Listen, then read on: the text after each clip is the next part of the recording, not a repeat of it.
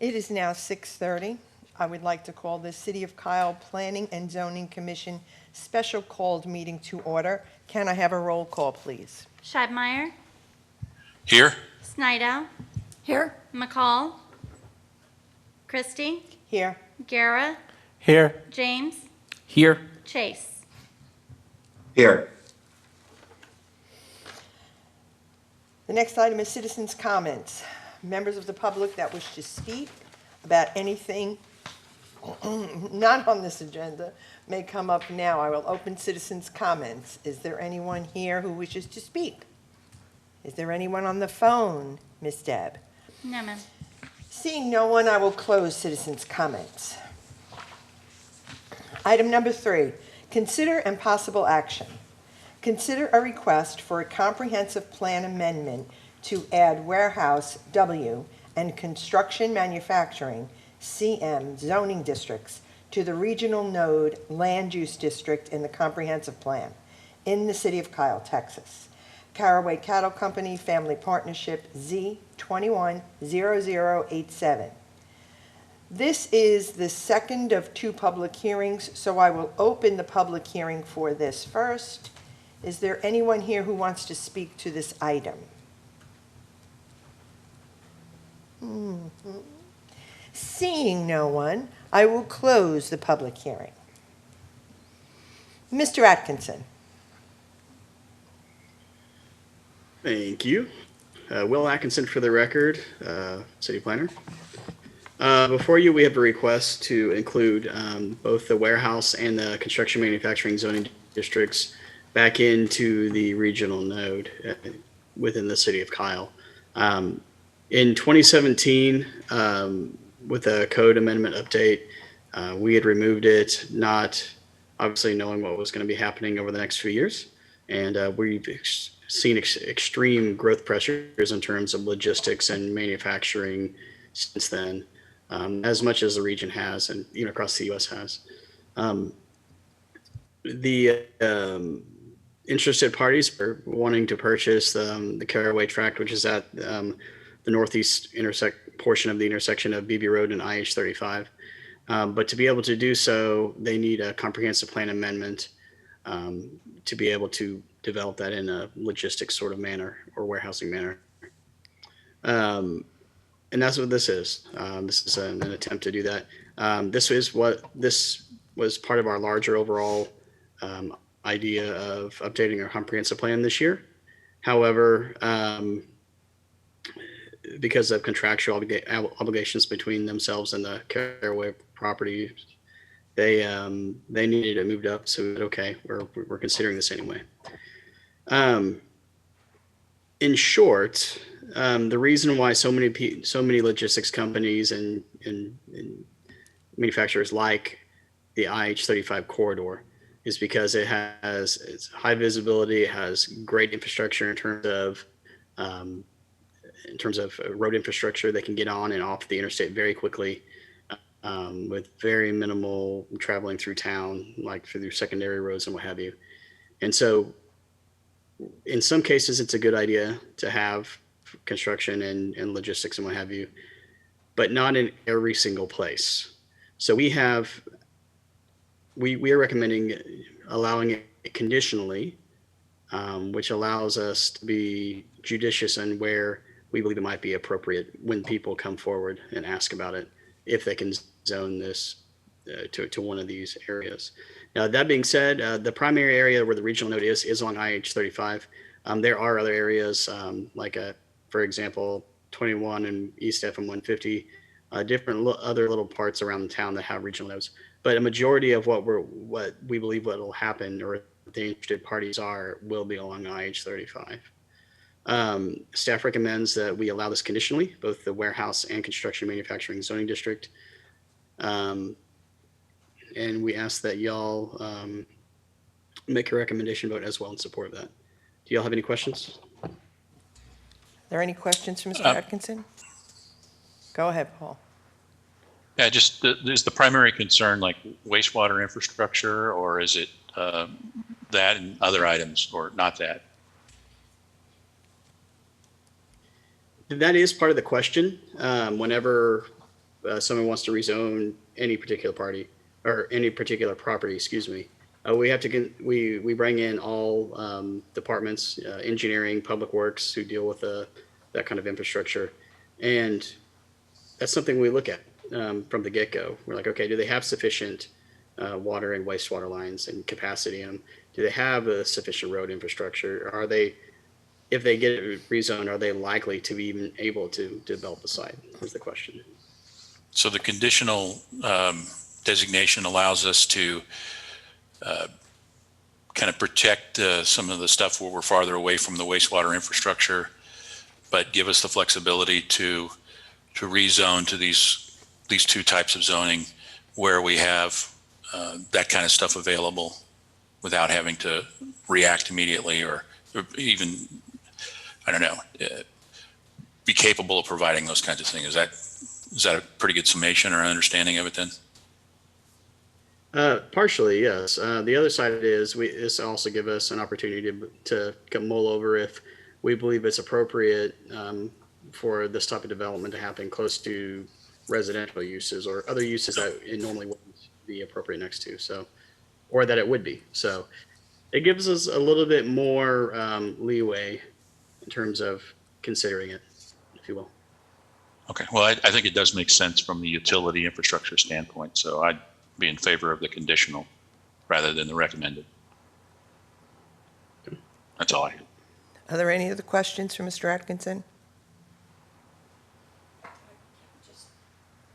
When I had read your report from the last time, it talked about overall wanting to do a transition from regional node to this type of zoning. Will this transition, will this be a smooth, will it integrate into the regional node well? As far as visually, as far as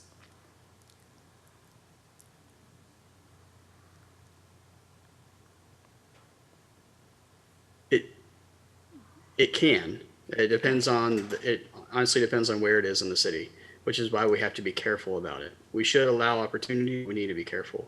And a lot of it has to do with our code, the way it currently exists when it comes to aesthetics and facades, but also where the intersects with state law.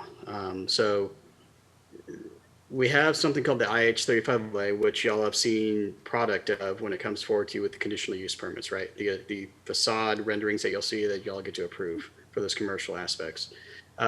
The warehouse and logistics, construction, manufacturing, anything along the IH35 corridor would have to comply with that section of code.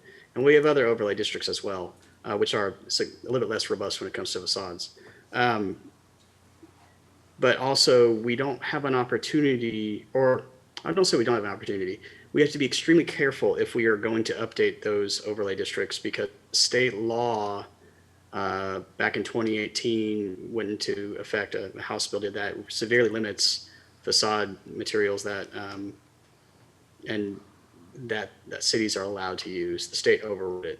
So that is something we can also keep in mind as well whenever we're considering a rezoning as well, even though we won't necessarily discuss it at the rezoning level, if you will. okay, thank you. For sure. Go ahead. Seeing we're talking about this is about opportunity within the regional node. How much of the regional node land is not currently developed upon? That's a good question. And that was not a question we were necessarily expecting. So I don't know the answer to that.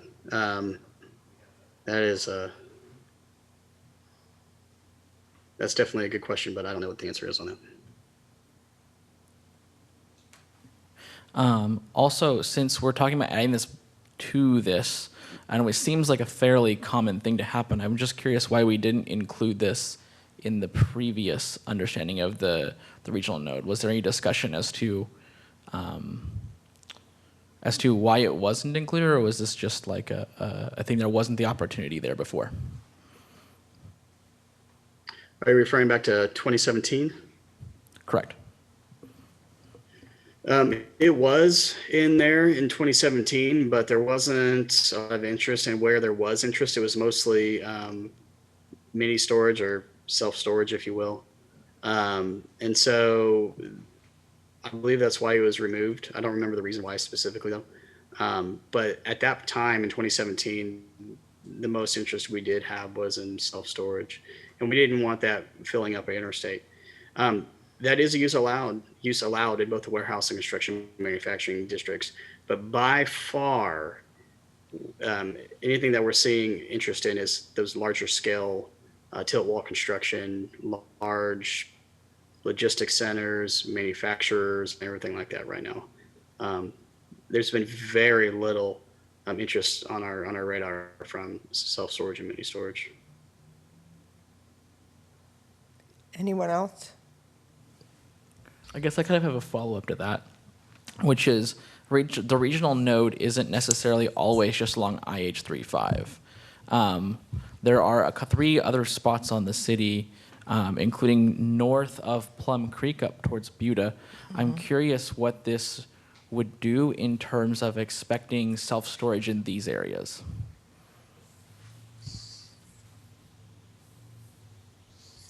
Excuse me. Do you mind if I share the map? Sure. Go. All right. So right here we got the map.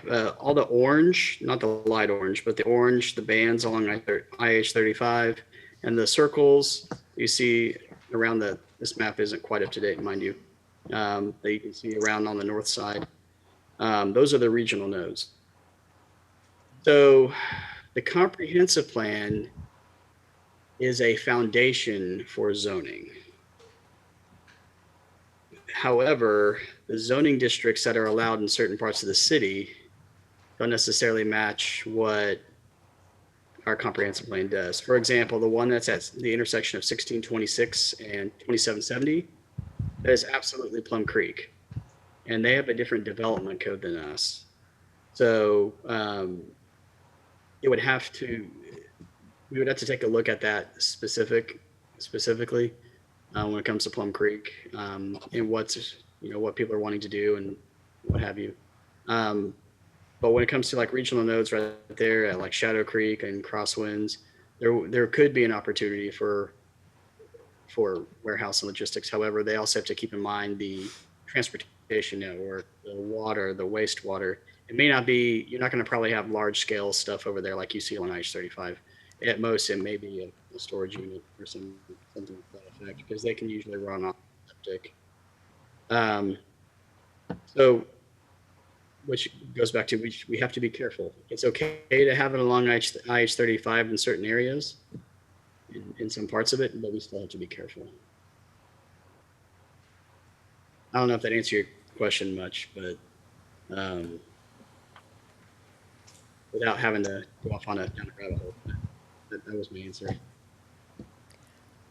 So, Will, I have a small question. When this was in the comprehensive plan, before 2017, when it was yanked out, was it in there as conditional? Because a conditional use gives us those safeguards to say, yes, it goes good in this regional node, and no, it doesn't go good in that regional node. I'm just curious, prior to it being taken out, do you know if it was in there as conditional or just recommended? Offhand, I don't know the answer, but I believe it was conditional. Yeah, but conditional makes sense for it, especially on I-35. You would see more uses for it there than you would right in the center of the city. You're not going to want a big manufacturing plant. So if we have a conditional, Right. The city can control that. Okay, thanks. Mhm. Anyone else? Okay, I'm going to fish for a motion now. Just one more real quick. Whoop. Sorry, Madam Chair. That's okay. Yeah. If this doesn't pass, though, there's still a remedy, right? It would have to be like a private development agreement. Is that how it would work?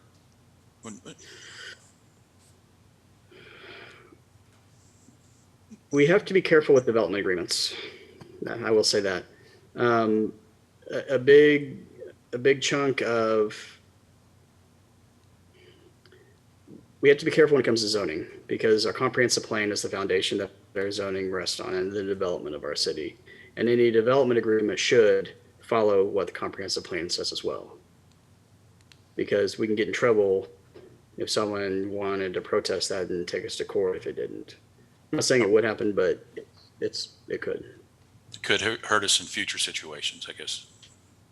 Right. Okay. Thank you. Anyone else? Okay, I'm fishing for a is- go ahead. Well, one point is the way the ordinance is written. I'm sorry, I don't have it pulled up in front of me. Is it written as conditional and not recommended right Yeah. now? Okay. Well, Madam Chair, I move Well, that we. no, right now, Go ahead. I'm so sorry. Right now, warehouse and construction manufacturing are not in the regional node at all. They're just not. But the one that's proposed, the amendment allows them conditionally, both of those. Okay. Well, Madam Chair, I recommend we pass the amendment as proposed with these additional zoning categories as recommended. Second. I have a motion and a second. Is there any further discussion? Yes, ma'am. Yes. Yes, I think this is exactly the reason for conditional option. There are parts of the regional node where this would make sense, and there are parts where it absolutely would not. And so to give both our body, our future people that serve here and on the council, the opportunity to, when it does make sense, approve it, that I'm very much in support of this because it should be conditional and not recommended. Thank you. Anyone else? I just want to say after the question, I just want to say even after the questions, I'll still be voting for it. I think I'm coming to a place where the regional nodes that don't exist along I-35 are kind of in a different part of their zoning journey than the regional nodes on I-35. So while I have a little bit of hesitancy, I think the conditional use is super important for what we're doing here. I think I'll still vote for it. Anyone else? All those in favor say aye. Aye. Aye. All those opposed? Motion carries. Item number 4, adjournment. Madam Chair, Yes, I move we adjourn. I have a motion. Can I have a second? Second.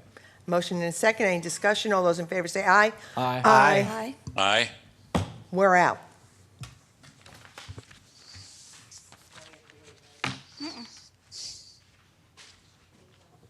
We're back. Now I would like to open the City of Kyle Planning and Zoning Commission workshop meeting. Can I have a roll call, please? Schreibmeyer, Here? Snydow, Here? McCall, Christie, Here. Guerra, Here. James, Here. Chase. Here. Item number 3, citizens' comments. I will open citizens' comments. Seeing no one here and knowing no one's on the phone, I will close citizens' comments. Item number 4, general discussion.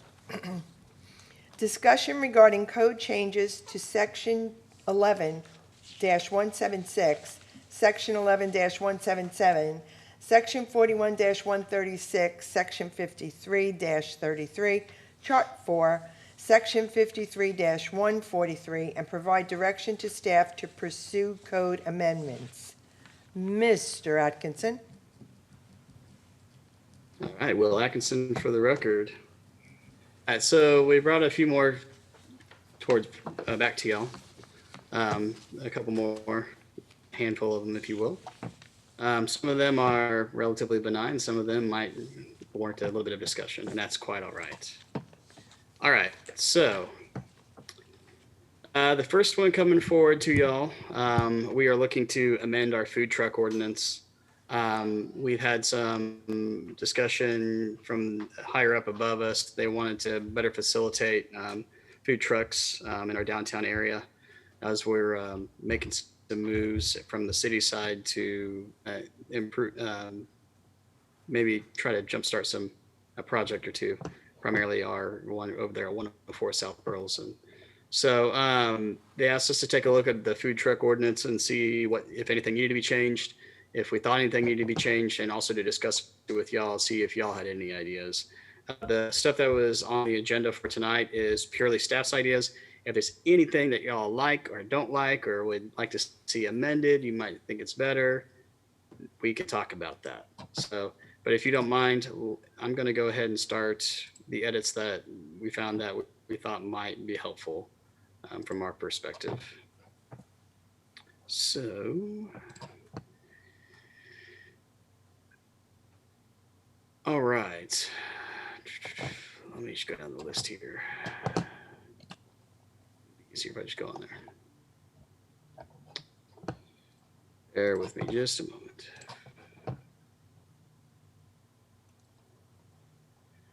Okay, so section 11-176 is for Will, temporary can I food ask a vendors. favor? Can you please share your screen? I Sure. don't have it in front of me. Yes, absolutely. Thank you for letting me know. Thanks. Okay, this is the well, this is the red line version of the code. And so right now, temporary food vendors are defined as vendors that are allowed to be on site for 12 months or less. And they also have, they've submitted a site plan, and they have facilities to where guests can go use the restroom, what have you. Typically they'll have some tables, maybe some umbrellas, maybe some potted plants, but we're temporary still. Excuse me. They're allowed in the retail services zoning district, CBD1, CBD2, and the E or entertainment zoning districts. So in section G, subsection 1G3, we've struck out the 50 feet, no closer than 50 feet from the thoroughfares, in an attempt to, especially in downtown, Kyle, and CBD2, where there are much smaller lots and smaller spaces to work with, to make it a little bit more flexible in where they're to be located. They can face into the property. Serving window can be next to the right of way. If there's an ADA compliant sidewalk, at least 6 feet wide, that's just so you can still allow someone on a scooter or a wheelchair to go by if you're queuing customers. We might be able to use some public parking that the city owns in specific instances, but they have to have barriers up. Essentially reducing it down to a 4 foot, no closer than 4 feet to the property line if it's adjacent to single family or 2-family residential. And what that is, it's a nod towards a separate section of the code, I think in 11-177, where it talks about they have to be 25 feet away. But in downtown Kyle, again, the lots are so small, it's really hard to achieve that. And if we want to be able to have some food vendors downtown like this, there needs to be a little bit of flexibility. So I struck out the not allowing to be within 150 feet of each other. 2 different vendors. That's a significant distance between food vendors, especially if you have you have like 3 or 4 set up. I mean, they need to be, have a safe distance away from each other, but 150 feet's a lot.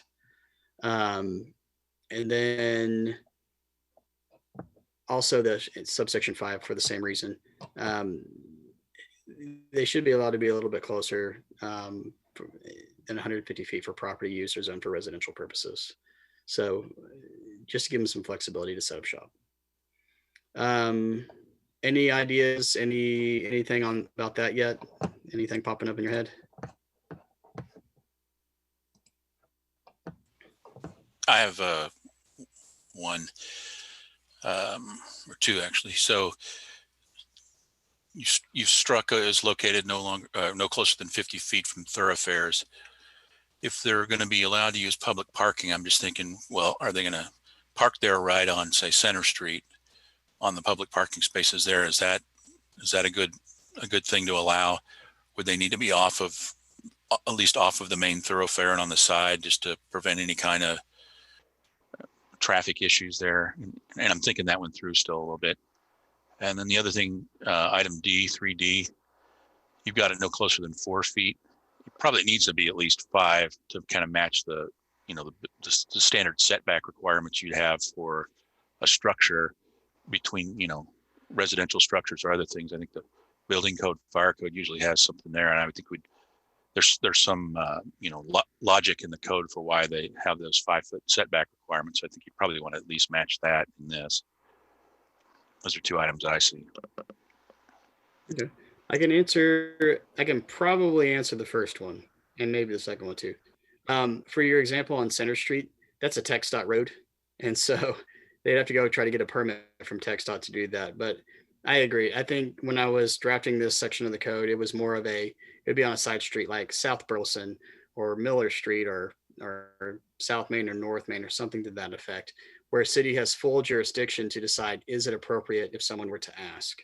And we do have that system, that process set up through the city engineers department, where they can use parking spaces for seating or various other reasons. A restaurant can or a vendor can.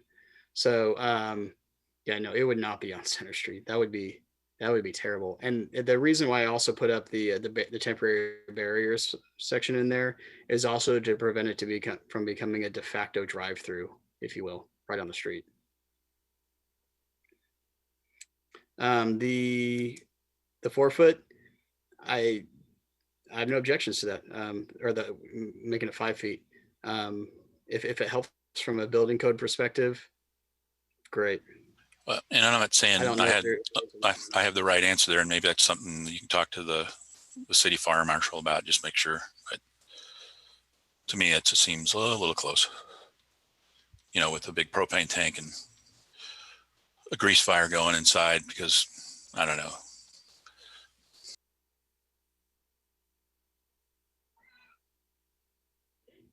I'll check. Anyone else? Okie dokies. Okay, I'll keep going.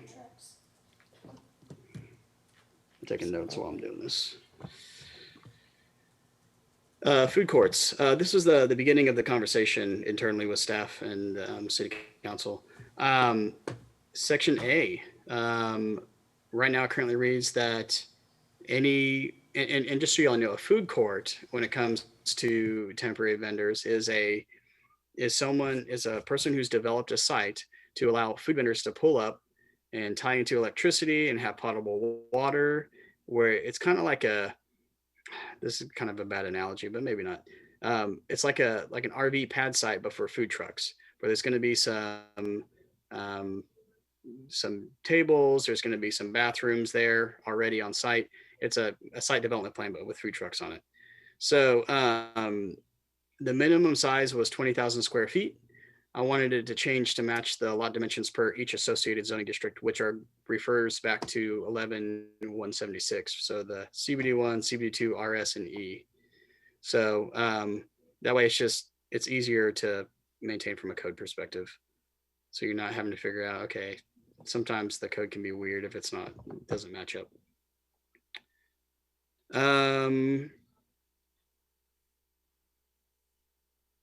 On the food courts, I did the same thing for the setbacks. They won't require them for permanent and temporary structures, except for intersections, sightline distances, and a landscape buffer of no less than 4 feet along any property line adjacent to or single and 2-family residential purposes. So if there's a concern about fire safety and what have you, I can also ask the building official or the fire department as well on this one as well.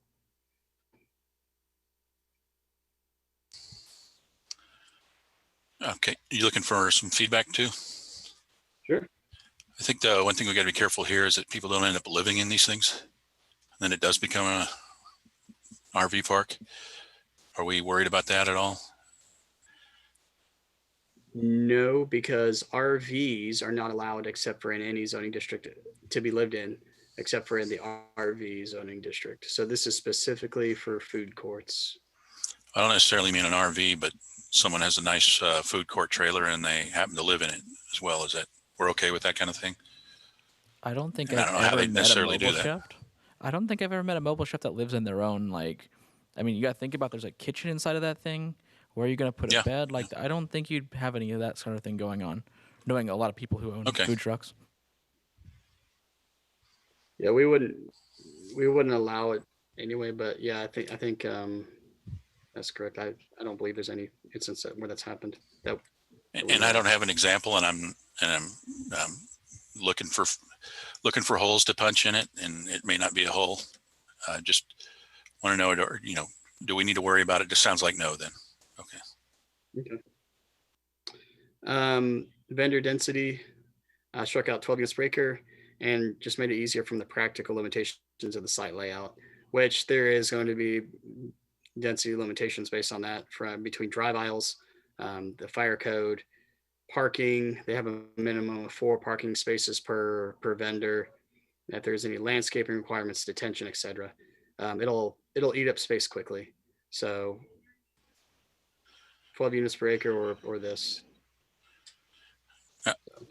And another thing, you've got permanent lavatory and hand washing facilities there, but are there going to be provisions for sewage? And if so, what do we do about grease interceptors and things like that? Or are we not allowing sewage? They have to hold all of that. Correct. That's correct. The restrooms and permanent structures on site, they're allowed to tie directly into the wastewater. What the food courts do not allow is the mobile food vendors to dump their gray water or black water with grease or what have you into the city's sewer system. They have to take that off site and go get their at a commissary and get it all cleaned out and prepared already. So, or they can be serviced on site by a mobile truck. Like they can be pumped out while they remain at the site, but they don't get to tie into city services, and there wouldn't be a requirement that the food court have a grease trap installed. Okay.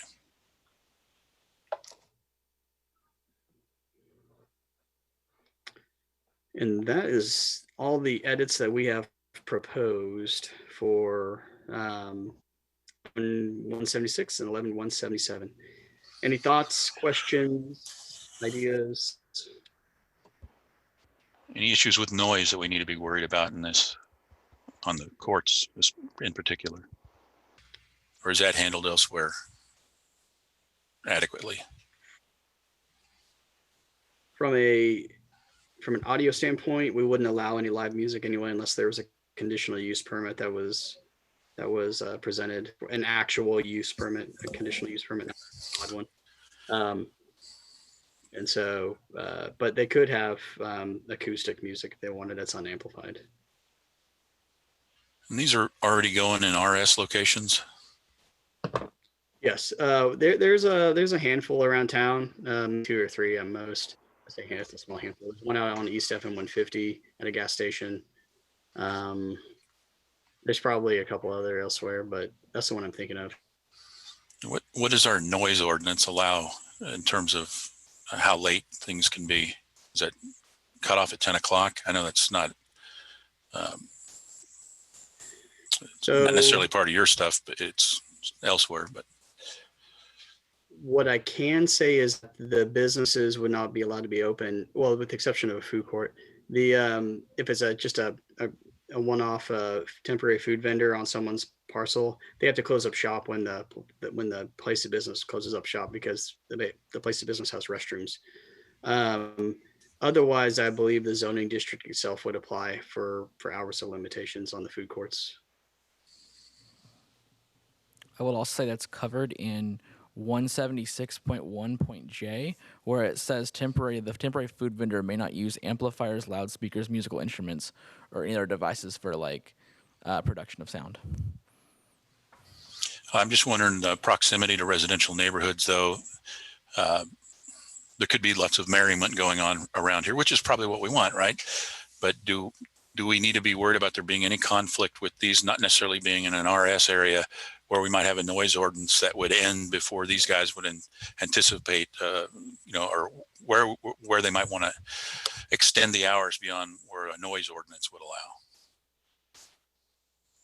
And again, I'm not saying there's a problem here. I just thinking out loud on that. Is there anything there where we need to be clear, or is this a bridge to cross when we get there kind of thing? Wouldn't they have to follow our noise ordinance? Like, isn't that the bottom line? So whatever the noise ordinance is, I don't know it offhand, the food court would be subject to those regulations.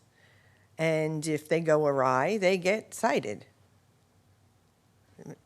Maybe I'm just looking at it too simplistically, but if they get too loud, someone comes and tells them, knock it off. If they're going later than they're supposed to, someone comes and tells them, you got to close shop.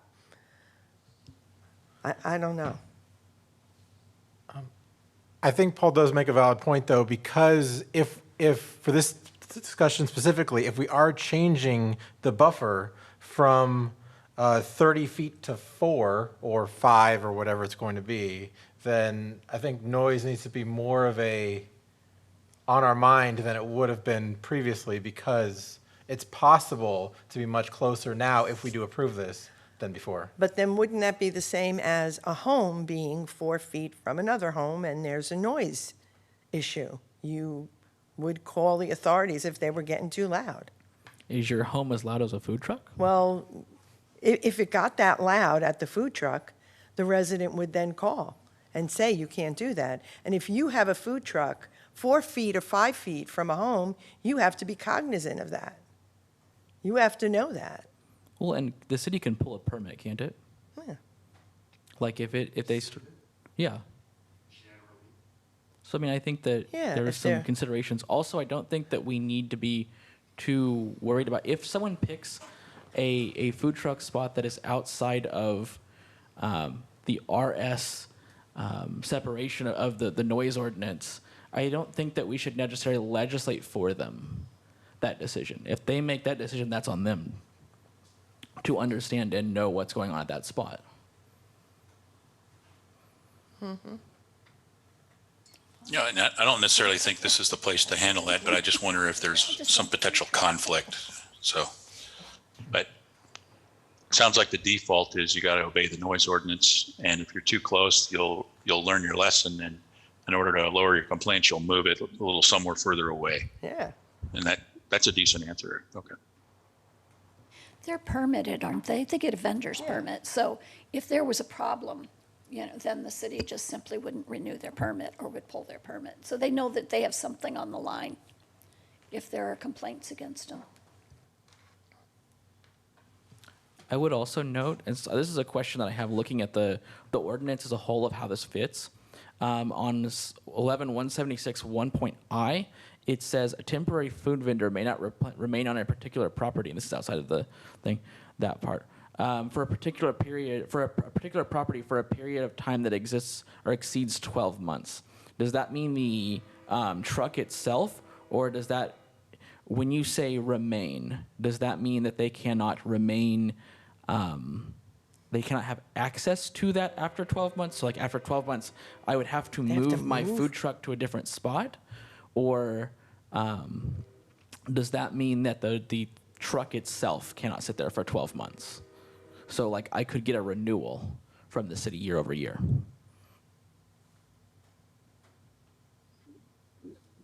Both. You have to remove it.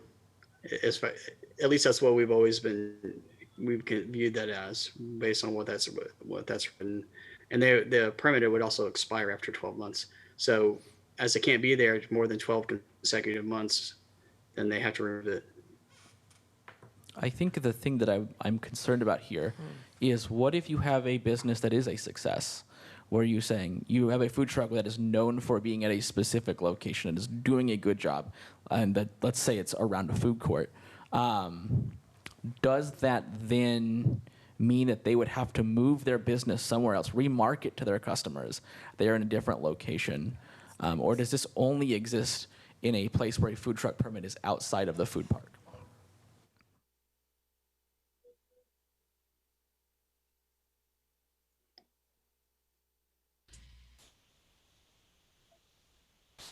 Because I would hate to put an undue burden on someone who started a small business and decided, hey, I'm going to start a food truck.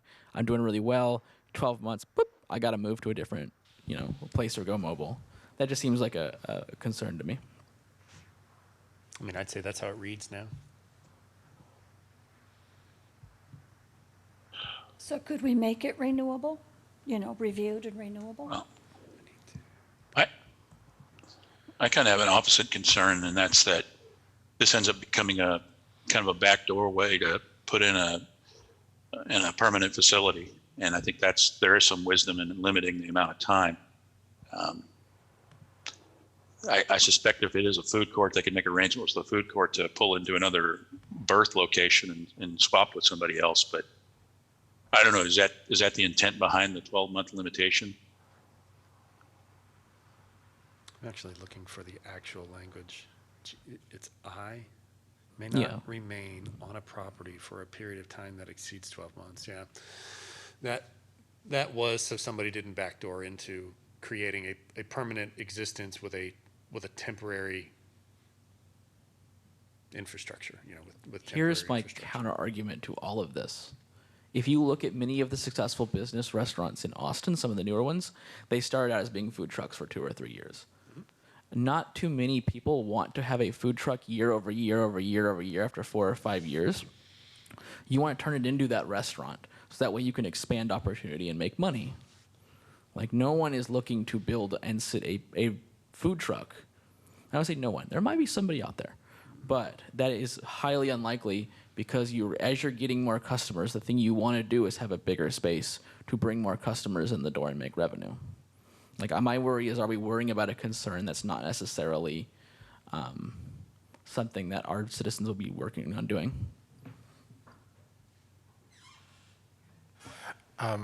I do believe we should have a time limit. If we extend that time limit, we can definitely talk about that. But I do think there should be, if it's 12 months, if it's 18, whatever There we'd like is it to one. be. Temporary food vendor permits expire a year from the date on which they were issued and must be renewed annually. That's later in the section. But where they're renewed is, the question, not whether, but where they're renewed.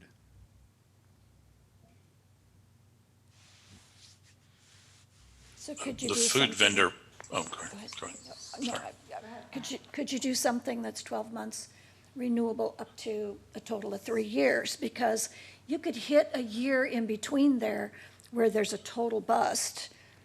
And luckily, they're still in a food truck, so they can survive, but they may need another year or two to build back up and get their restaurant, right? So, things go up and down. So if you could renew it every 12 months for, say, up to 3 years, then that gives them time to grow and figure out.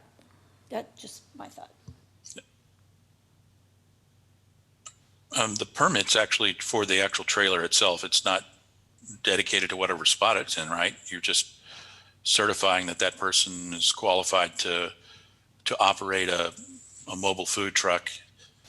But the particular thing about food courts is specifically for that court to make sure that we're not having something permanently installed there. And so we put the 12-month thing in there to make sure that the deck gets shuffled a little bit at least, so that they're not, again, trying to circumvent what I would call, circumvent what it would take to put in an actual restaurant and just doing it all with mobile carts. I agree with your first premise that the permit is for the vendor and the vendor's temporary or mobile infrastructure. The spatial restriction, probably a little bit more nuanced than that, but I'll say that the last time this came up in late 2016, was actually adopted by the council in January of 2017, was particularly strict. The requirements were pretty onerous, and that was by design. So the expectation, I think, of the conversation we've had tonight, I think was probably accurate. I think it's safe to assume that the idea was that food trucks need to either convert into brick and mortar here in the city or need to move on, and that the rotation was purposeful. So make of that whatever you will, whether or not you're interested in that continuing or not continuing. Ultimately, it'll be a question for the council to decide for themselves if they want high turnover or if they want a permanent presence for temporary and mobile food vendors. But I think really good arguments can be made either way. I will say the permits definitely has to be include some sort. It's not necessarily just for the truck because it includes a site plan. If you look at point 8 under the same section is F8. It says a temporary food vendor unit. It's not commercially designed to be a brick and mortar. Must submit to the city building department for review with application of permit. Additionally, a site plan must be submitted. So do they have, then would they have to, if we're just talking about the truck, then do they have to submit different site plans every single time they go out? Or if that's not the thing, then we're talking about the site is included in the permit.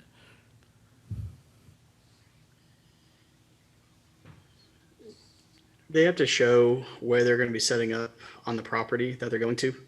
That's what the purpose of the site plan, and also so they can show where, where the restroom facilities are, where the, it's primarily just to make sure that they're not too close to the property edge and stuff like that, and they have restroom facilities and parking too, if there's parking available and this and that. So, And that's under the temporary section, and the definition between temporary and mobile is nuanced, but it's there. And if I recall correctly, mobile are powered units, and temporary could either be trailers or they can be, not to be pejorative, but shacks, smaller sheds, that type of thing. So we definitely want to know if something is placed at a site that isn't upwardly mobile, that doesn't have wheels like the sheds. So that would be the requirement for the site plan. So yes, there is a requirement that we want them to be compliant before they start operations. So then to the point that Paul made about whether it follows the truck or the spot, it follows the spot. And not the truck Not itself. exclusively. Okay.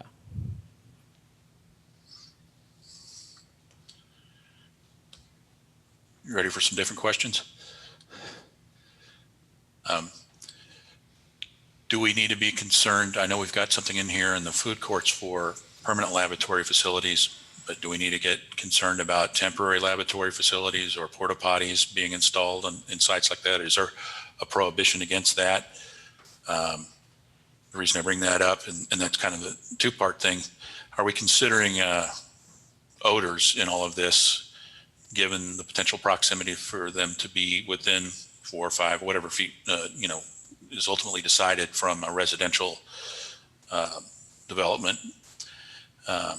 What consideration have we thought about with regard to odors? If restaurants are allowed in any of these types of zonings, there may be that particular nuisance, if you will, present, or that potential nuisance present anyway. Is there something about food courts that might be a little bit different? Maybe it's a little more dense or a little closer to the property line. And again, I don't necessarily have anything in mind, but I'm just worried. What are the potential things that could come up and bite us and be a headache for council or even staff down the road? So if you're having a temporary vendor on site, but you're not part of a food court, you have to be able to use existing public facilities that are not, well, they have to have bathrooms that are provided by the business owner that's already on site. You can't put a temporary a food truck on site without there being restrooms available. If it's there for longer than 4 hours, I think is the answer. Because you have to be able to provide to let people use the restroom, and those facilities are permanent. The food court, they have to have permanent facilities. They cannot have porta potties. Well, I guess the way it's written is you could plop in one permanent facility, but then that's not adequate, and so you throw a bunch of porta potties there next to it. Are we allowing that to happen here? Because I think that we probably don't want there to be temporary laboratories, right? That's correct. They have to be permanent. When they have to, it comes down to the building code, and I don't know the details behind it, but if they're projecting to have so many tables or whatever seats at this temporary food vendor, and they have to have some public restrooms that are already on site, those restrooms have to be able, there's a ratio for seats to toilet, if you will, in the building code.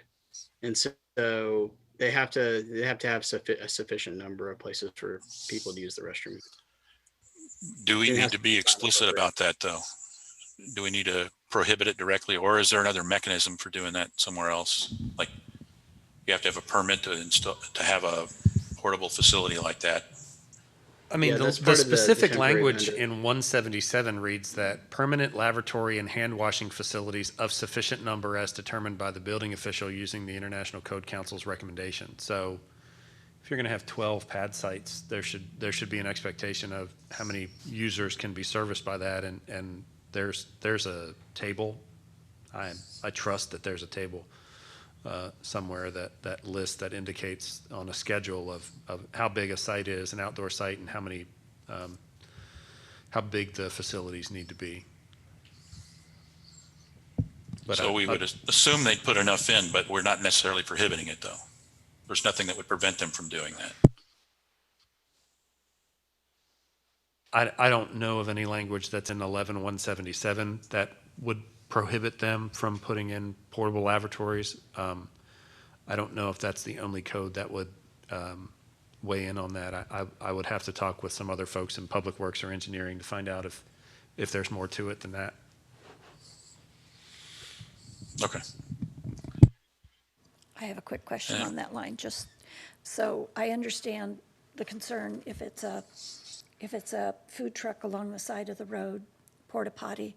I just want to make sure we're not excluding, and I hesitate to use this word because I know they have to have permits, and I know that, like pop-up festivals, let's say it's 10 years down the road and they want to have, somebody wants to have a festival somewhere and have food trucks and porta potties, but that would all be part of the permitting process, right, of everything they did, so that wouldn't.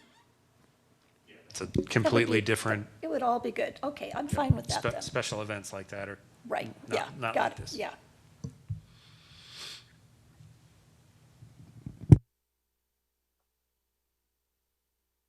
The one thing I do want to say, listening to both of these things, is it does bring me a little bit of concern, because where is the line between an event or a special event and having a really successful food park?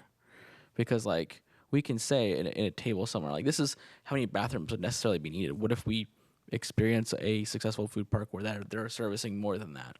Is there are exceptions made for being able to put additional restrooms in, correct? If needed. I don't know. I can't articulate that That's to you fine. right now. I'm just curious.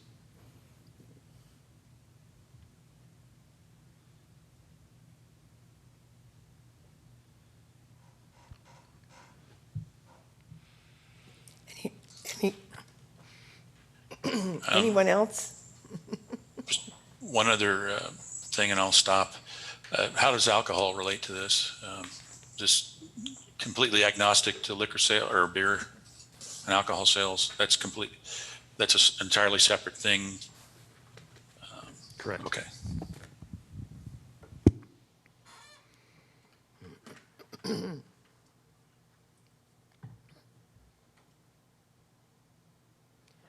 Okay, is that all, Mr. Atkinson? That's all I have on the food truck amendments. So if, based on the conversation, we'll be looking up the setbacks for structures, permanent or not, and also looking at, do we need to add anything prohibiting porta potties or not? Or temporary lavatories, if you will. Is that pretty accurate for the most part? What about the length that a food truck can stay at one location? I mean, I know it wasn't part of the line items here, but if it's something that we, I don't know, have a recommendation, can we add that on, or? Yeah. Yeah, this is a work session, so although, this was advertised in your packet as of last week, there's no decision being made tonight, there's no vote being taken tonight. If something you want to add it. If there's something you want to see change it. If you can think of something later on, you can email staff and we'll put it in there, because you will get another opportunity to address this at a public hearing when it actually comes forward to you for the text change. This was brought to us by executive management, and they want the conversation to begin because they want to see this change this autumn. So we're starting it now. So I'd like to see the 1-year permit renewable up to 3 years. Per location. Correct. Because if we get something that's really a draw, that's to our advantage too. You know, if you get one that's really a draw, and then it also clusters the little starters around it. What- And if the hot commodity has to move down the road, I think it hurts the food court overall, to be honest. What's the expectation if the operator changes? So after 2 years, you get a brand new operator. Does the clock reset, or is it the institution, or is it the person that needs to move? Boy, I don't know. What do you guys think? Or up to and including, because this is just remove the prohibition on time. Well, I don't Instead think of we the should ones remove that the do. prohibition on time. I'm with Alex on that. Well, as far as your question, I think it would have to be the actual unit itself, not necessarily the owner. Because otherwise, you could get around this by saying, oh, well, my wife now owns this business. Yeah. So now we Yeah. get a new 3 years. And Yeah. so I think the actual unit itself, and me personally, 3 years is a bit long. I was thinking maybe 24 months. But yeah, I'm fine. I'm fine going with whatever everybody else thinks. But just yes, gonna put I think it would have to be blank the there, unit and we're- itself and not the owner. I agree. I agree with them too. Yeah, And just Will, for, back on the, oh, sorry, go ahead. I was saying just for reference, it took the top food truck in Austin for a while, Artie Pasta, about 27, 28 months to start to begin to transition to a brick building. And by about 32, 33 months, they were inside their brick building. Well, that's good. Then 3 years might be okay. And Will, my whole thing about porta potties wasn't porta potties themselves. It was just noxious odors. Yeah. I'm worried about that, and I don't want there to be some other issue that might have the downtown residents not wanting to move forward on something. So, That's fair. All right, so if there's no other questions, let's move on to the other portion of our code that I pulled up. So let me share the screen. All right, so the first one is section 41-136. I believe back in July, maybe late June, we already reviewed this specific section for utility lots, allowing those in our subdivision code. Hey, Will, But I just want to bring it back. can you turn Yeah. off that sidebar to make your the text a little bit bigger? I can make it bigger. I actually haven't figured out how to, oh, there we go. Just figured it out. Awesome, thank you. There you go. Good stuff. Yeah, yes, sir.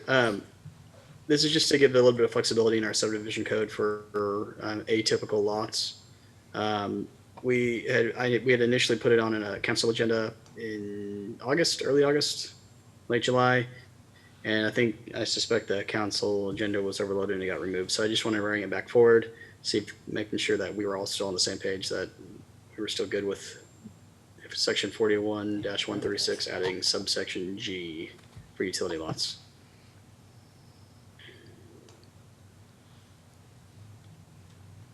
All right, if there's nothing there, and please stop me if there is. I'm gonna move down to section 5333, chart 4.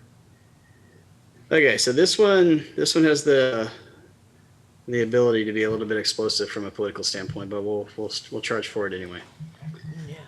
Because it deals with parking in downtown, which is always largely considered there's not enough parking. Whether it's true or not, that's the general feeling of it. It seems that from guests or citizens or other people.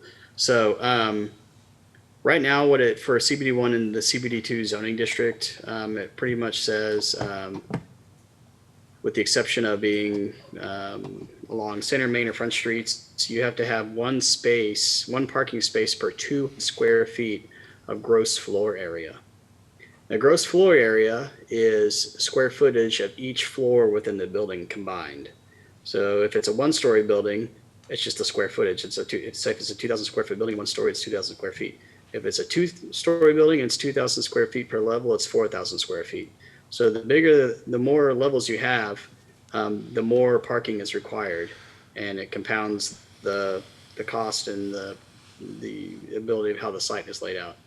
Now, this is important because the CBD1 and particularly the CBD2 zoning district around Mary Hartson Park, this is a traditional downtown that we have, the part that is developed as a downtown. The buildings are pushed right up to the street. You have a lot of public street parking. There's alleys behind them with very little space otherwise. And our parking code should reflect the design of that traditional downtown layout. And so this edit is meant to reflect that. The first thing I did was to reduce the automatic 1 space per 200 square feet of gross floor area down to 3 spaces per 1,000 square feet.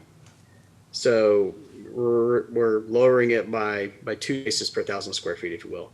And that's pretty typical all across America. That's pretty standard for codes, 3 spaces per 1,000 square feet. So this just makes it more in line with that, and also reduces the burden on developing a site, especially when parking is super, super limited. Right now, the parking code requires more parking than you would require for a Target in downtown Kyle. And the parking lots, like for Target or Walmart themselves, the parking lots are bigger than most of our downtown is, area-wise, just by themselves. And that's just absolutely impractical, and you're never going to get that amount of parking. And it's also going to limit development that we may want to see around the square of that traditional downtown feel. I also included some stuff in there where it talks about it expands the flexibility for council to consider parking exceptions in a 9-block area centered on Mary Hartson Park, which is our square, if you will, where the senior center is, and including the perimeter, all the streets inside that 9-area block and the perimeter of it as well, because most of the parking will be along the streets. This is where you won't have to go to the Board of Adjustment to get a variance for parking, but the council, if they feel it's appropriate, can grant an exception for it. And they've done that on several occasions throughout downtown. Now, the one part that makes it, especially this next part of it, is something that I personally believe is a good idea, but it could be considered extremely progressive and may scare people. Right now, the CBD2 zoning district, we allow vertical mixed use, which allows multifamily on the bottom floor at the back and all the floors above it. But the way our code is currently written with the parking is it's part of the 1 space per 200 square feet of gross floor area. And everywhere else in the city, when it comes to multifamily, it's between 1.5 to 2 spaces per residential unit. Ops in most cases, maybe 2.5 spaces. And so this is an attempt to bring that back down to earth in terms of what's standard for parking, and then in terms of multifamily, and then also putting a cap on it and giving it more flexibility. So as parking is at a premium in downtown from how you can develop it, this allows us to bring people downtown, but also gives the developer a chance to allow parking, if they would like, for multifamily or residential uses in the CBD2 zoning district. So not typically, but one could build it where they have head-in parking at the back of the buildings, and those would be on-site, and they would be for the guests or for the residents, and then the commercial parking would be at the front along the street. And that's a pretty typical layout. But that's the parking update. And if you want any clarity, please ask.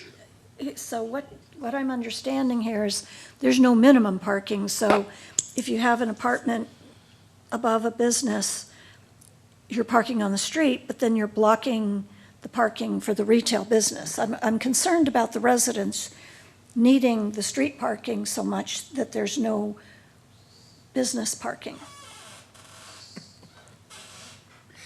It might be an issue. I'm not going to lie, but I also think there's an advantage to having a developer have flexibility to whether they are required to have parking for multifamily or not. And then if they do want it, they can provide it for their tenants as well. So Welcome to city living. That's Is there what any allowance city, for? that's what Sorry. city living is about. I'm from a large urban area, and there's businesses and there's homes above, apartments above the businesses, and it's catch as catch can. Some of the areas, neighborhoods offered parking passes for residents to park on the streets, but it's, live and let live. You fight for spots. And that's, when you're going more urban, that's what's going to happen. Right. I honestly, when I come downtown, I have not had a parking problem. I was the head of a DDA in Colorado that we prayed for a parking problem in our downtown. We were redeveloping that one. And are there parking limits, so many hours, so much time, or is it so a resident could park in front of a business for as long as they wanted to or needed to and not have to move their A vehicle? resident can park on a city street. Anybody can park on a Right, city but street for as long as they want like. to. Okay, thank you. That's what I needed I to know. believe Right? that as long as the vehicle is in proper repair. Right, I mean, yeah. It can't be derelict, it can't Right. have expired tags or anything Okay, like that. that's but what I needed to I don't know. believe we have right Can't be on now. blocks. I'm trying to think, are there any limited hours for street cleaning or garbage No, service? you don't have anything or- like that here. I've never seen any signs on Center Nope. Street that Nope. make you move a vehicle. It's not to say You it couldn't may happen. need that down the road, but Right.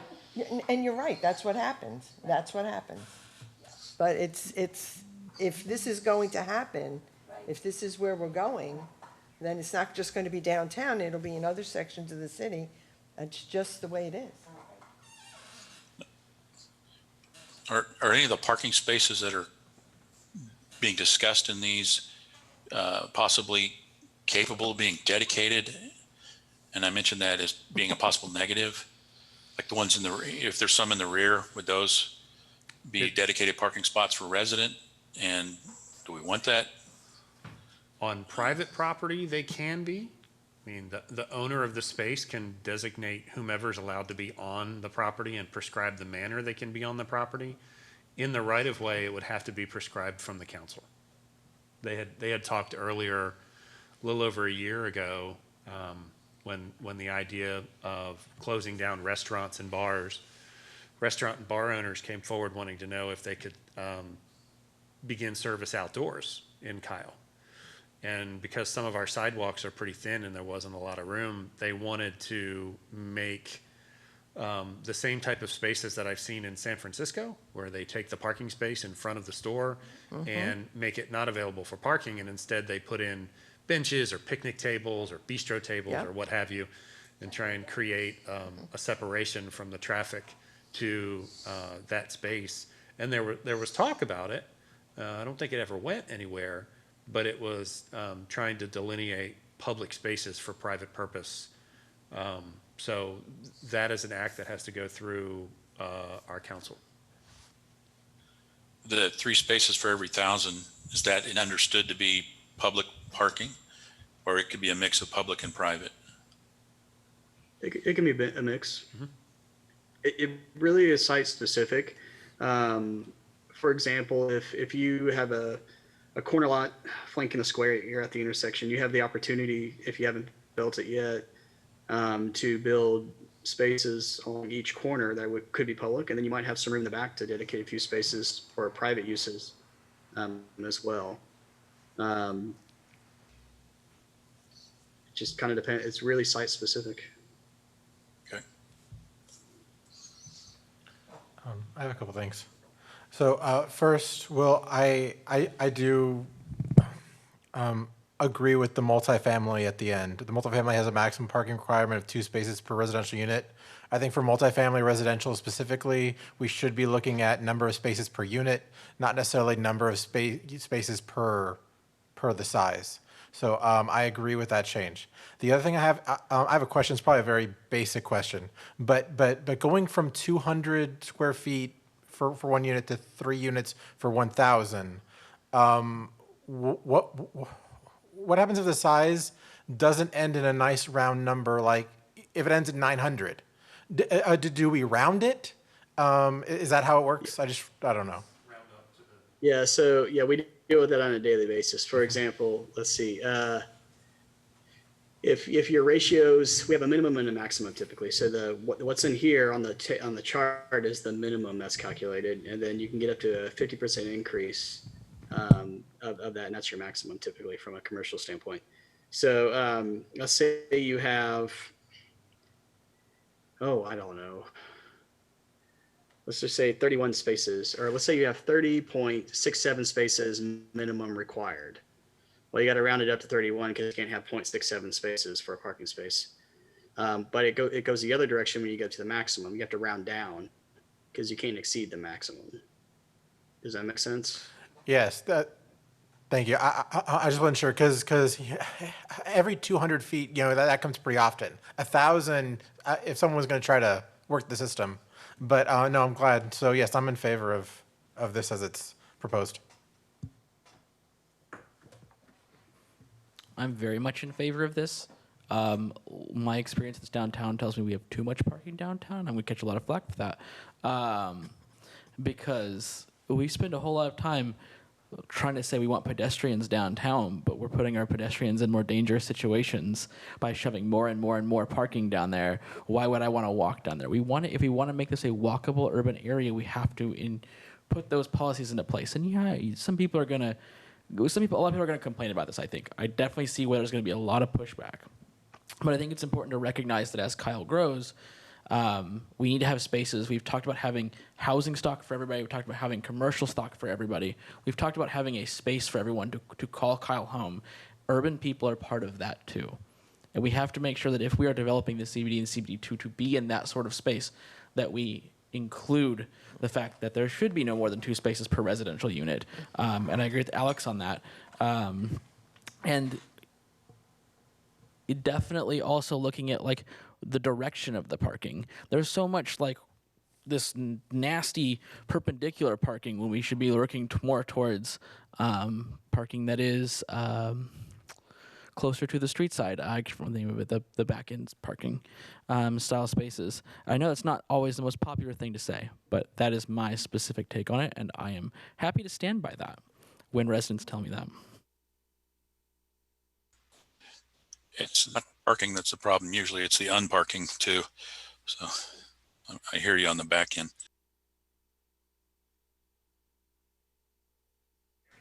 Anyone else? Okie dokies, we're done with that. Cool. All right. So the next section is 53-143 for site development regulations pertaining to the R1T zoning district, and that's townhomes. So a townhome in Kyle is a minimum of 4 attached units that are single family. So you're not going to get a multi-level like a multi-level apartment complex with stacked flats on top of each other. It's side by side, 4 attached units minimum. So a tip when people ask what that is, sometimes I'll say, okay, the brownstones in Brooklyn, New York, those are townhomes. They're side by side, and that way it may not be that nice necessarily, but that's a townhome. And they usually get a good understanding. Now, we are proposing to edit section 5, garages. When this was written, and we're not sure why it happened, it was before any of us on staff were here. They required garages to be 480 square feet per townhouse.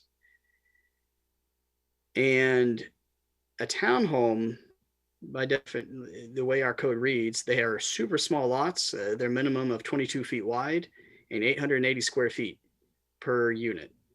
So requiring a 480 square foot garage, it just simply doesn't fit on each lot, because then you'll be stuck at a front door. If you can fit a front door on there at all, that'd be 2 to 3 feet wide tops, including the hallway behind it, not just the door itself.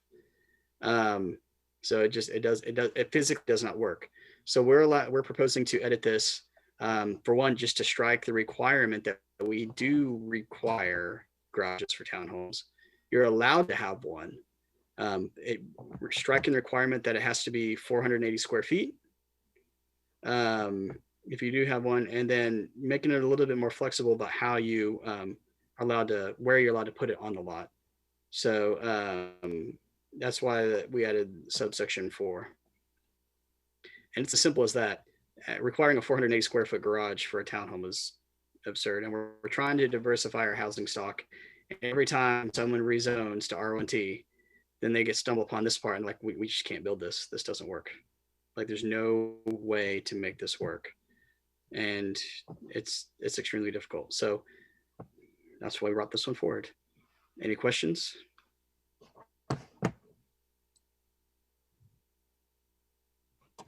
Yeah, I read this and I totally get the thing with the garage. I don't have a problem with not requiring the garage. I live in a brand-new neighborhood with a 380 square foot garage, setback of 15 feet, and no parking on the streets. And I will tell you that it's almost a war zone because 60% of the people who live there have pickup trucks. They don't fit in the garage, they don't fit in the driveway, and they can't park on the street.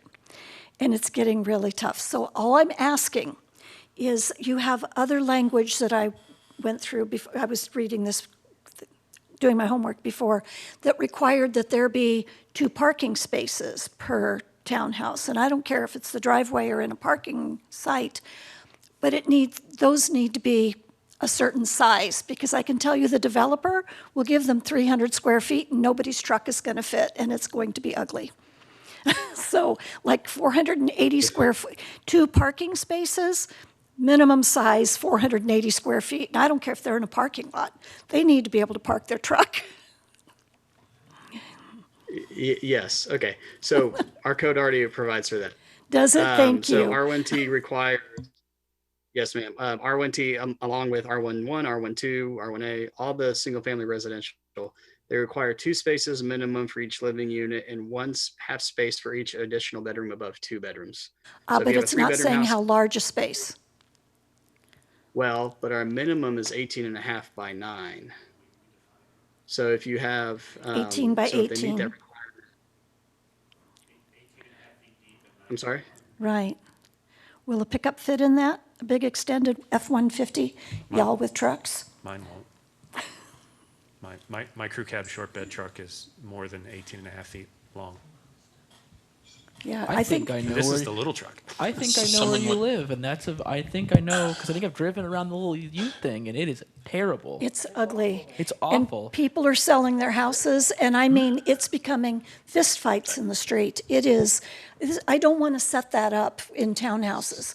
These folks are I'm not kidding. And these are brand-new homes.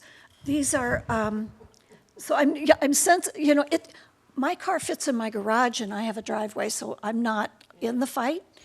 But I'm watching this, and people are having to sell their homes.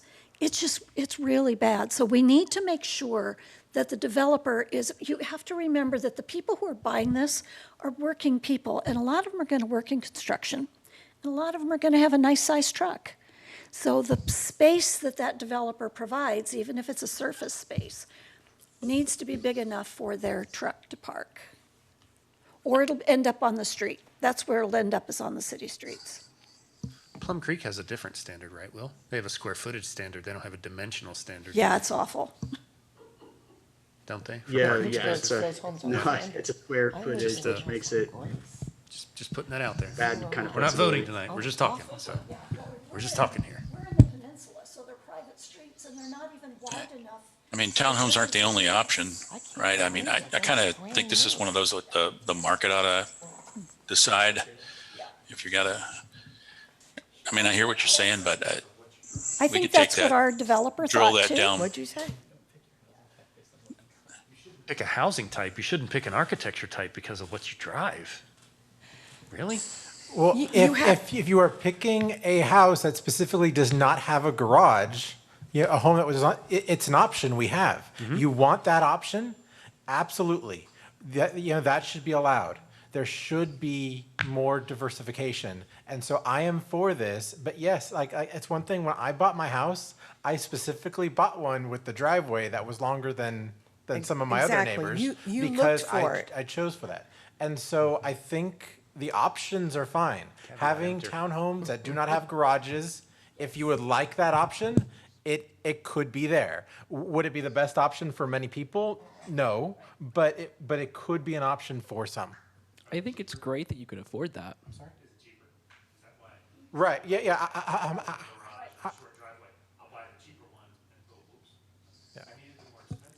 That's what exactly, we had a couple people that buy less expensive homes with an 8-foot driveway and a giant pickup truck. How do you do that? But people should be allowed to make a decision. If they didn't make the best decision, they can. I want to push back. I want to push back a little bit on this. 'Cause I want to think hear what we're- he has to say. I think we're looking at this as if it's a choice. Whereas if you're looking at it from an expense perspective, you can say, well, you can go live in another neighborhood as a choice. Maybe I don't want to. Maybe I want to send my kids to a specific set of schools. And I think that we have to be careful when we are designing things to not make that choice between what is, how we would make that decision. Because while we may be able to afford to make these choices, not everybody is able to afford to make these choices. And they may want to be in a specific area. So we have to be very careful when we plan these for it. Especially when we're looking at these units being more affordable. That may be the only choice someone has for home ownership. All I'm saying is, I just look at the parking space measurements. That's all I'm asking. I'm fine with no garage. A townhouse should have, or anything that we build, should have an area that's big enough for a huge truck to park. Even if it's a parking lot, they may have common parking areas. Everything we offer in the city. That's how you feel. Well, this is homeowner, I don't know. Does that include downtown parking? That's what I mean. Like, I know. I don't know how we can control that. I don't know how we do that. Can I ask a question about townhouses? Go. Cool. How much R1T stock do we currently have? How much demand have we had for R1T Almost stock? none. And does this actually change any of this? This will enable it. But if we get ridiculous and enforcing oversized parking requirements, it's going to kill it again, and we'll have none. It's the way I look at it. Wait a minute. I have to say hi to Matthew because he has not been on that screen all night. I haven't seen him. So hi, Matt. Sorry, I'm on unstable. I keep getting unstable connection, so I've been turning it off and on. Okay, I just But wanted to say hi. I actually agree with Paul. You're making a point that you want affordability, but then you're forcing the developer to reduce their ability to build. High density is where affordability comes in, and unfortunately, in high density, you're not going to get the 20-foot long driveway that's going to fit a large truck. It just is what it is. A developer isn't going to come in and say, "Okay, we'll build a 500 square foot garage that'll fit a large truck in there," but we're going to now have less capacity and reduce the density. It just doesn't make financial sense for them to do that. We have two large properties inside the city of Kyle that within the last year have been rezoned for R1T. One of them being the Live Oak tract that's a little bit west of Kyle Elementary, and the other one being part of the Spooner tract, which is off of East Post Road. And both of them, this is the hitch in their giddy up. They can't get past this 480 square foot rule. And and they want to be able to try to design our code, but they're having a lot of trouble with it because dimensionally they cannot make it fit for what they're allowed to build within the R1T district. And to make it, and they're not doing it for free. Like we all know that they're there to make a profit, and that's fine to be able to build houses, but the garages are just too big. Well, I get even not requiring the garage. In those subdivisions, is street parking allowed? So if people's vehicle doesn't fit, like in their drive, is it? So half the problem with answering that question is we haven't had anybody build townhome projects since I've been here, 6 years now. I promote it shamelessly. I mean, every time somebody comes in, we had 5 or so acres in Kyle 47 over there, which is over by Wallace, right behind the post office. Of that, and I'm making this number up, it was what, 30 some acres, 37, 47, something like that acres, 45 acres. And they carved off about 5 acres in the southwest corner for a townhome attached product. But the long answer is it's possible. Most likely, I mean, so where we come from, back east, townhome projects were usual and customary. The last couple cities that I worked in suburban Atlanta, almost everything that was happening was townhomes because of the small lots, and they were all infill. And to get the density you needed for it to pencil out, you needed more dwelling units, and to get that density, you had to have attached units. They're a curious mix of single family and multifamily. The building code respects them as being actually commercial. They have firewalls between them, but then from a land use perspective, they're one family attached, right? You have your own entrance into your own space that you secure. As far as parking goes, most of them have a very wide drive aisle in front of them, and there's 90-degree parking. So in that respect, it's almost like an apartment building, right? Like you go to any of our garden apartments that we have around here, 3-story garden apartments, you've got a wide drive aisle that is at minimum 24 feet wide, but probably going to be closer to 26 or 28 feet. So you've got 13 or 14 feet per lane. And then off of that is 90-degree parking spaces, right? That is not a road by our standards. It is a driveway. You could do the same thing with private streets. You could technically do the same thing with public streets. You could have on-street parking because the way that we've reduced the minimum lot width requirement and our understanding that just because your property touches public right-of-way, it does not mean you have to take access from that public right-of-way. For instance, you can subdivide off the frontage road along I-35, but you don't necessarily need a driveway curb cut onto that frontage road. There can be a service road behind from which you take access. Same thing can happen at a smaller scale in a townhome complex, and you've seen this before where you'll see a townhome from the main road, but you might have to go down to the corner and then go in, and then you come in off the back some way, and then there's an interior street network from which those homes, take access. So it's a foreign language here. I've talked to a number of builders, and they've said, "Oh, we don't do that. We don't build townhomes. Not our thing. Not interested. Not approved by us. We're out." And then some other folks have said that it's a marketing challenge because they can't get Texans to buy townhomes. To which I answer, I never meet Texans on the street anymore. Everybody I talk to is from somewhere else, right? So I think there's a proof of concept here. We make as much flexibility as possible up till now with the idea of being able to build garages. You can have detached garages. You can have a completely separate structure.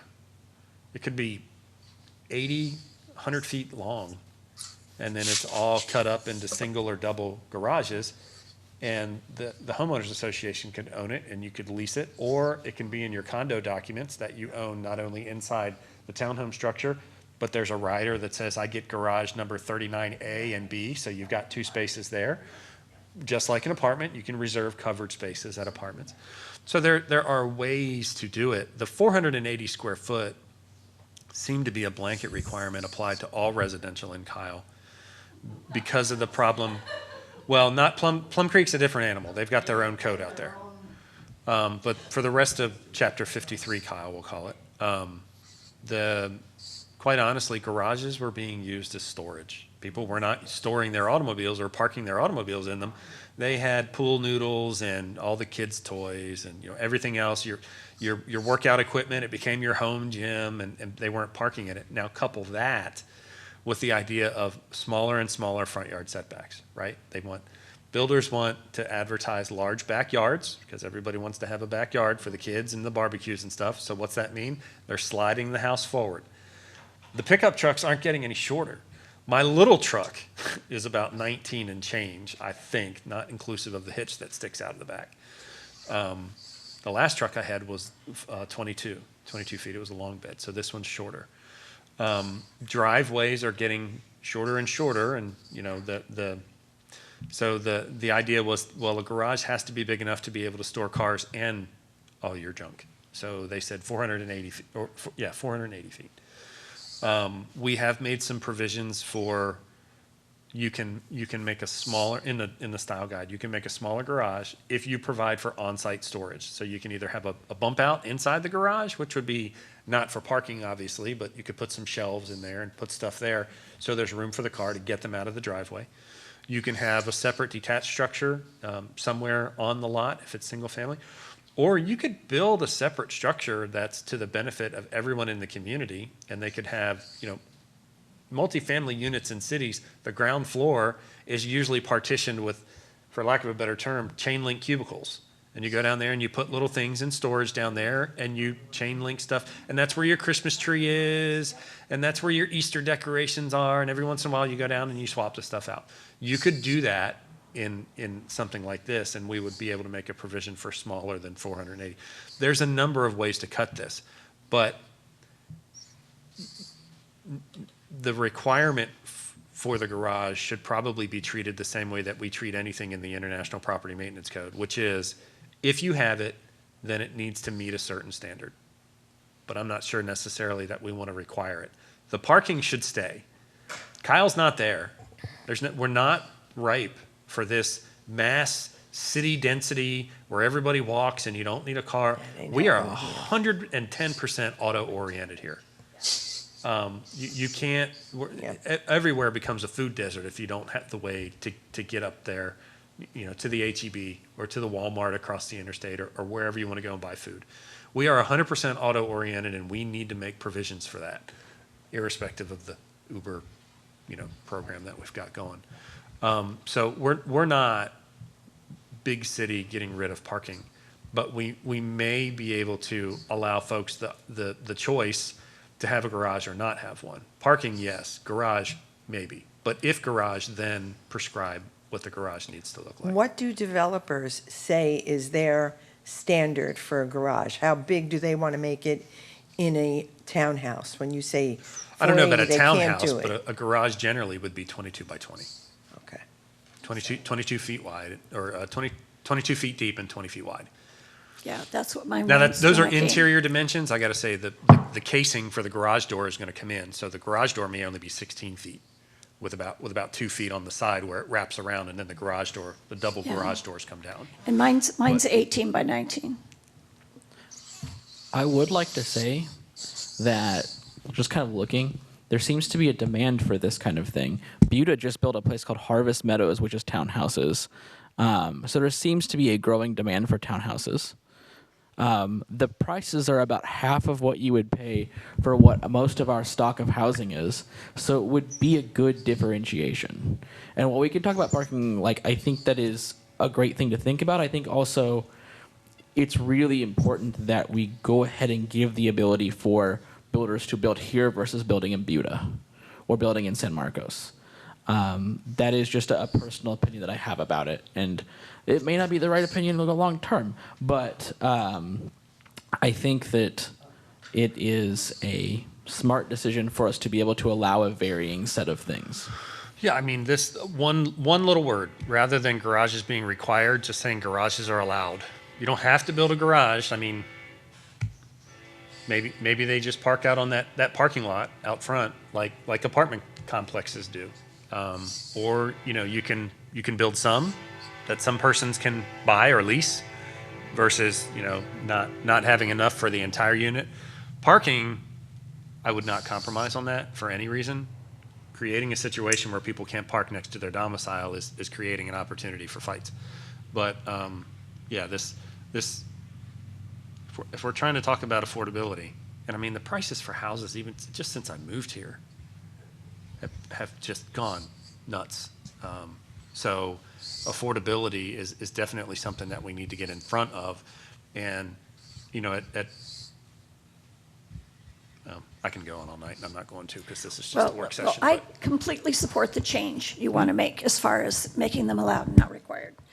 All I ask is that when staff is reviewing a subdivision that has townhouses, and I support townhouses too, that you think about where people are going to park, that you take that into consideration, making your decisions and how they are going to address those needs. That's all I need. Paul? Oh, I would say, I don't know what the percentage of truck owners are, but it's not over 50%. And so the remaining 50% are going to have an upward pricing pressure on their affordability of a townhome if we're trying to match every possibility for the type of automobile that might be parked there. I think this is one of those areas where you need to give the market the flexibility to sort things out. So. Yeah. Not only that, but it's destroyed our ability to have R1T. Yeah. Right.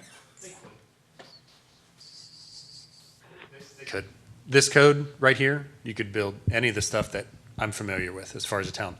It's not a question of can they, it's will they. Mm-hmm. They have to work a little bit harder to make this work. That's not.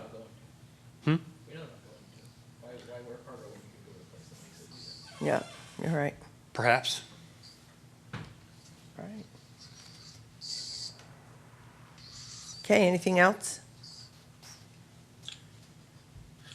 Paul? I got one super quick thing that's kind of tangential. Sorry, Howard, but and I'm probably going to kick myself for bringing it up. But I just, I noticed how we have on here stone or 100% brick masonry, hardy plank product, and this is the pet thing for me.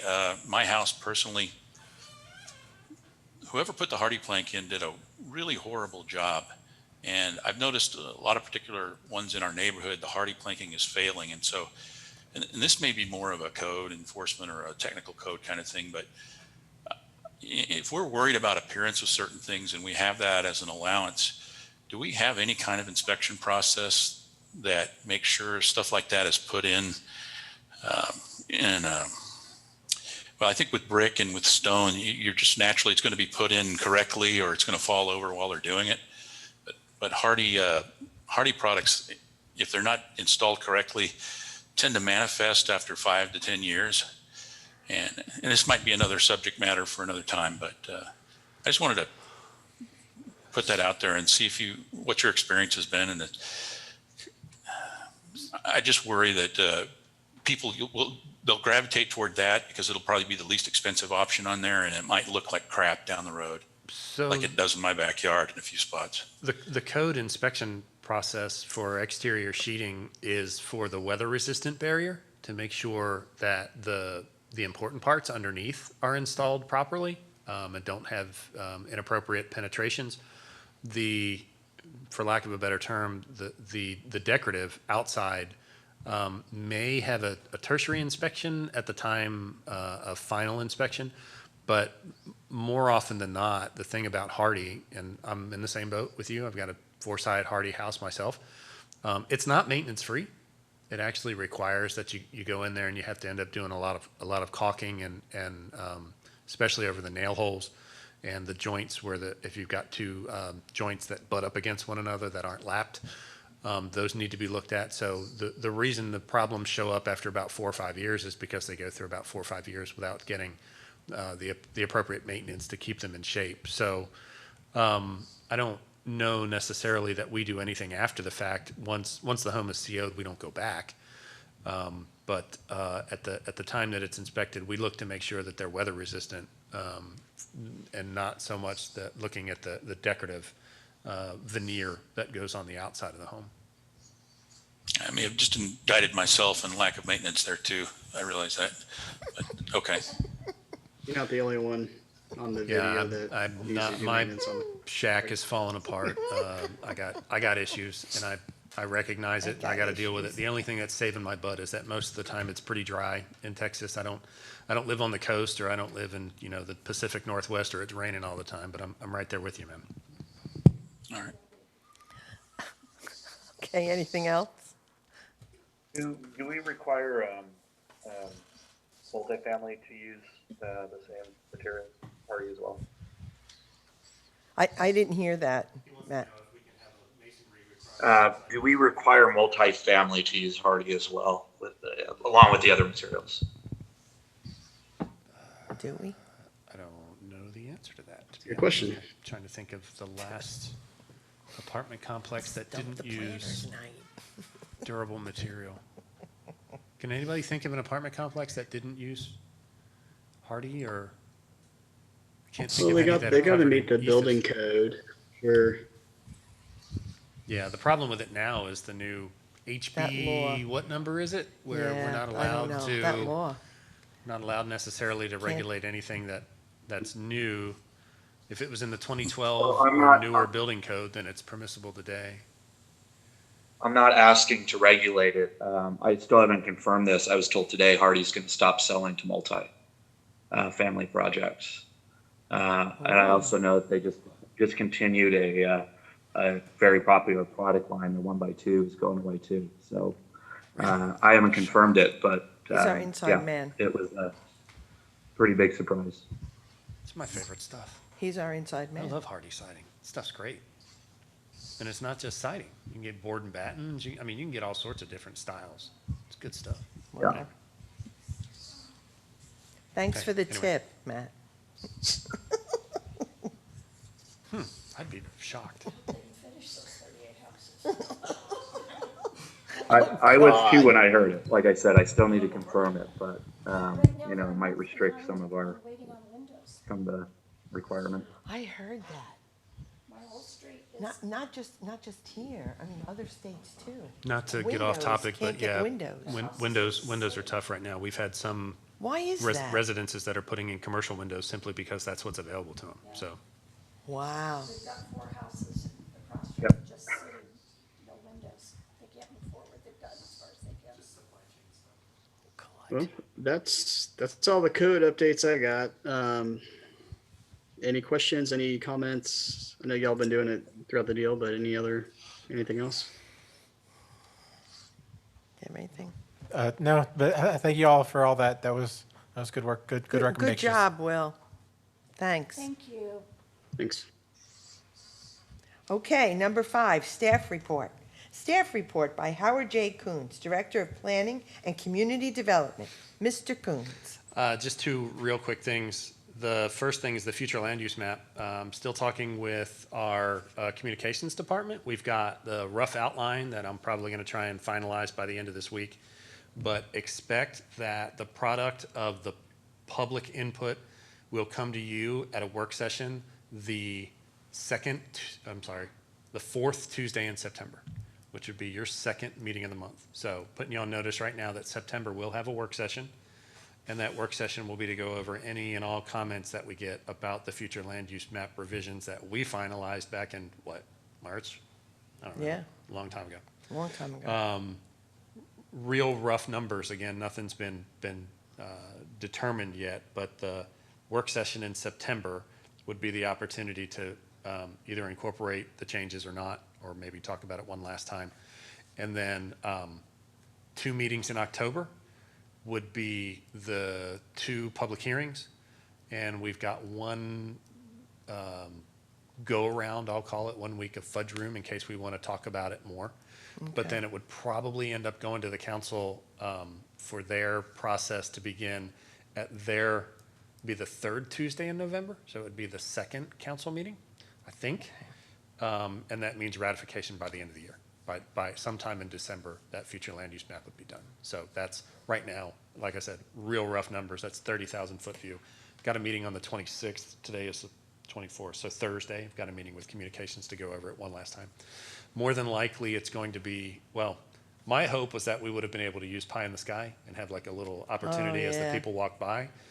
2 issues with that was, 1, it's been canceled, but 2, even the idea of putting it on there was so many folks from outside of the city would go through there. We're not sure what whether or not the input would be valid. So what we're going to do is have what's likely is what we term a walking charrette. So it wouldn't just be a single event that opens, talk, and then close. We'll have a display downstairs, probably in the hallway or maybe in the lobby, one or the other. Some maps on easels, some information about what happened and what they can look at. Then the opportunity to give immediate feedback there, or a link where they could give feedback, maybe a QR code that they can get with their phone and send some comments in, and we'll try and collect that, amass that, something along those lines. Anyway, that's what the preliminary brainstorm session we had about 2 weeks ago was about. So now we're going to try and nail that stuff down. Like I said, Thursday. Maybe could get a schedule for that out on Friday or early part of next week. I'll email you. So it's not an action item for you. Just trying to keep you up to date on where it is. Okay. Got feedback from 2 of the commissioners on how the meeting should work going forward. Both of them said at least hybrid, but at least being here in person is preferable to going virtual. So that corresponds with the governor's orders expiring as of, I want to say, September 1st or August 31st. So the provision that allowed us to have that is expiring in Texas. So we have to go back to the way that the state prescribes. What's important to know there is that remote participation is still available on an as-needed basis, but the chief condition is that a quorum of the body needs to be available in person at an advertised venue. So tonight's meeting would have been allowable in September because I have a quorum at the site where folks can come in, and then anybody that wants to participate virtually after that can. But when Debbie sends out the meeting invitation, we're going to need to know whether or not you're present for a quorum. And if we can't have a quorum present, even if you're available somewhere else, we can't call the meeting to order as of your next meeting, the September. Okay. I think it's the 14th. September starts really Yeah. late. I guess it starts on a Wednesday, so that means all of Yeah. our dates are really Everything's late. late. So I think it's the 14th and the 28th are the 2 dates that you'll have meetings in September. So right here, 6:30. For now, I think that's all I got. Probably have an email update for you tomorrow sometime in the morning. Okay, that's it. That's all I got. Okay, item number 6, adjournment. Madam Chair, Yes. I move we adjourn. I second. I have a motion and a second. Any discussion? All those in favor say aye. Aye. Aye. Opposed? Now we're out for good. Nighty-night.